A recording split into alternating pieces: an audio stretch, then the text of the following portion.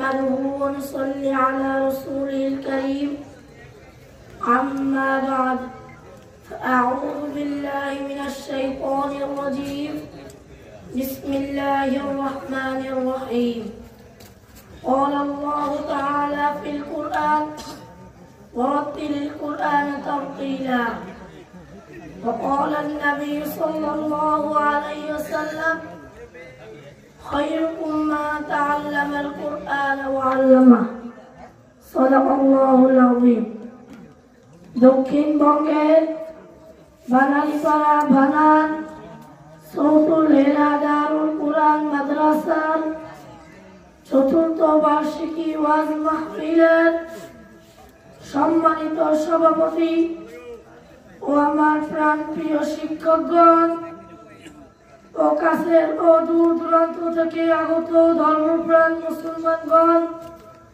সবাইকে জানাই আমার পক্ষ থেকে সালাম। আসসালামু আলাইকুম ওয়া রাহমাতুল্লাহি ওয়া বারাকাতুহু। শুরুতে আমি একটি কোরআনের আয়াত বলেছি। আল্লাহ রাব্বুল আলামিন বলেন ওয়ারাত্তিলিল কুরআনা তারতিলা। হে রাসূল, আপনি ধীরে ধীরে সুস্পষ্টভাবে কোরআন পাঠ করুন। পবিত্র কোরআনের ফজিলত সম্পর্কে অগণিত হাদিস রয়েছে, তার মধ্য থেকে আমি কয়েকটি গুরুত্বপূর্ণ হাদিস বলে শোনাবো। ওয়া মা তাওফীকি ইল্লা বিল্লাহ।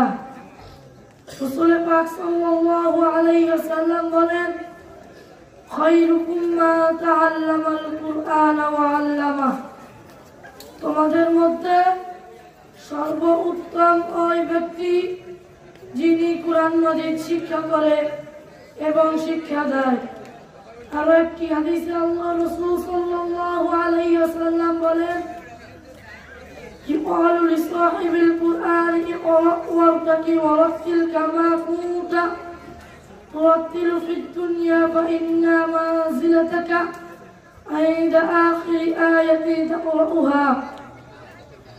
কিয়ামতে কুরআন ওয়ালাকে বলা হবে আপনি পড়ুন যেভাবে আপনি দুনিয়াতে পড়তেন, কেননা আপনার স্থান সেখানে হবে যে পর্যন্ত আপনি পড়বেন। আরো একটি হাদিসে আল্লাহ রাসূল সাল্লাল্লাহু আলাইহি ওয়াসাল্লাম বলেন ইন্নাল্লাযী লাইসা ফী ফাওজিহি শাইউন মিনাল কুরআনি কাল বাইতিল খারিব। যার ভিতরে কোরআনের কোনো অংশ নেই সে ধ্বংসপ্রাপ্ত ঘরের মতো। আরো একটি হাদিসে আল্লাহ রাসূল সাল্লাল্লাহু আলাইহি ওয়াসাল্লাম বলেন মান ক্বারা হারফান মিন কিতাবিল্লাহি তাআলা ফালাহু হাসানাতু ওয়াল হাসানাতু বিআশরি আমসালিহা। যে ব্যক্তি কোরআনের একটি অক্ষর পড়ল এর বিনিময়ে তিনি একটি নেকি পাবেন, আর একটি নেকি 10টি নেকির সমান। সকলে বলি সুবহানাল্লাহ। আরো একটি হাদিসে আল্লাহ রাসূল সাল্লাল্লাহু আলাইহি ওয়াসাল্লাম বলেন মা ক্বারাআল কুরআন ফাস্তাযহারাহু ফাআহাল্লা হালালাহু ওয়া হারামা হারামাহু আদখালাহু আল্লাহুল জান্নাহ ওয়া শাফাআহু ফি আশরাতিহি মিন আহলি বাইতিহি কুল্লুহুম ক্বাদ ওয়াজাবাত লাহুন নার।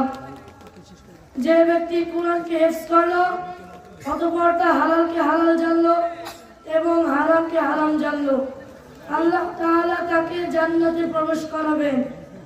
এবং হাফেজ সাহেব তার পরিবারের এমন 10 ব্যক্তিকে সুপারিশ করিতে পারিবেন যাদের প্রত্যেকের জন্য জাহান্নাম ওয়াজিব হয়েছিল। সুতরাং আমরা সবাই কোরআন শিখবো তো?